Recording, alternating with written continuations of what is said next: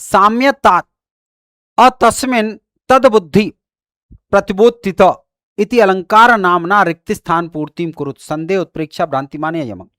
बताइए।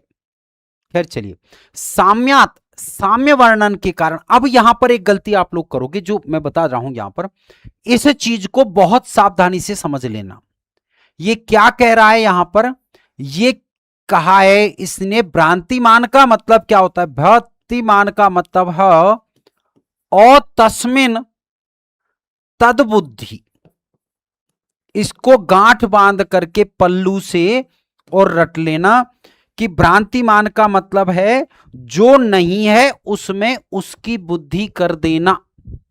अब आपको फंसाने के लिए क्या करेगा, भ्रांतिमान में होता है तस्मिन् तद्बुद्धि, तस्मिन् अतद्बुद्धि, अतस्मिन् अतद्बुद्धि या अतस्मिन् तद्बुद्धि। भाई साहब हमारी बुद्धि ऐसे घूमेगी जैसे भ्रांति आती है ना, ऐसे भ्रांति तुमको आ जाएगी। चार विकल्प वो यहां पर दे देगा, क्या हो जाएगा, तस्मिन् तद्बुद्धि, अतस्मिन् अतद्बुद्धि।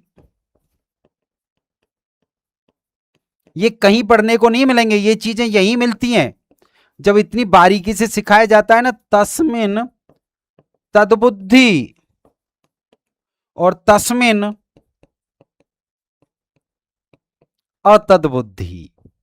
तो ऐसा ऐसा जब दिखेगा ना तो एग्जाम हॉल में सिर्फ एक ही चीज नजर आती है कि गुरुजी दिमाग ही काम नहीं कर रहा है कि ए विकल्प लगाएं कि बी विकल्प लगाएं कि सी लगाएं कि डी लगाएं, क्योंकि हमारी तो बुद्धि तद्बुद्धि में लिपट के रह गई भाई साहब। Thank you Sunita ji. तो ये प्रश्न परीक्षा में आएगा। अब जो प्रश्न आते हैं वो यही आते हैं, क्या आपने इतना रट रखा है कि साम्यात तस्मिन् तद्बुद्धि प्रतिबोधित, ये रट रखा है क्या, या आपको पता है कि यहां पर अतस्मिन् में तद्बुद्धि कहा गया है कि जो नहीं है उसमें उसकी बुद्धि हो जाना, यानी रस्सी में सांप की भ्रांति हो जाना। ठीक है, तो इसको जिनके दुपट्टा है वो दुपट्टे में लगाओ, जिन्होंने बुरसट पहन रखी है बुरसट में लगा लो, कहीं नहीं तो चोटी में लगा लो।